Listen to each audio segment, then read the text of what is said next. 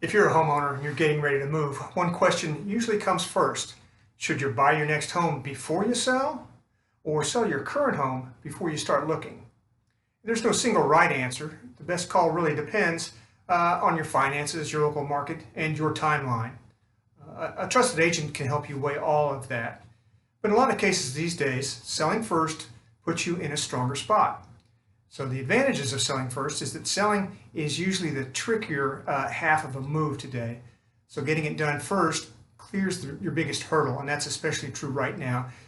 Because right now there are more homes for sale than there are buyers, which means houses stay on the market a little bit longer than they did a year or two ago. So how does leading with a sale pay off? Start with money. You won't get stuck paying two mortgages. And buy before you sell, and you could end up carrying two mortgages at once. And especially since houses are staying on the market longer these days, that overlap may drag on for more time than you planned. And if unexpected repairs come up, it could be even more expensive. So selling takes the risk off the table, and you're not multitasking home ownership. It's just best to sell your old home before buying a new one to avoid the unnecessary risks and possible headaches. And you can use your equity to fuel your move, and this is always true, but one of the biggest perks of selling first is that you'll know exactly how much money you're walking away with. And if one of the big figures that matters in that conversation is how much equity you have in your current place. Equity is basically your home's value minus what you still owe on your mortgage, and it adds up fast. And according to Realtor.com, homeowners who have been in their home for 5 years have over $150,000 in equity on average. And those who've had their homes 6 to 10 years, they have over $340,000 in equity. So after you sell, you can use that money to cover your down payment or even buy your next home in cash. And knowing that profit up front, it helps you plan your next move.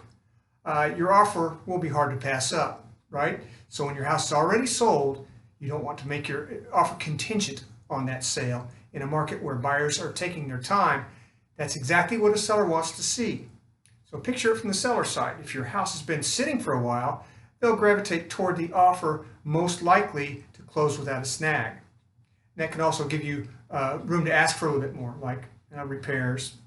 Since a motivated seller would rather keep his things moving than lose you and wait for another offer to come in, so your agent can help you make the most of your upper hand in that scenario. Is there a catch? Well, yeah, selling first has its trade-offs too, and it helps you see the pros and cons side by side before you decide. So here's a quick breakdown from Zillow.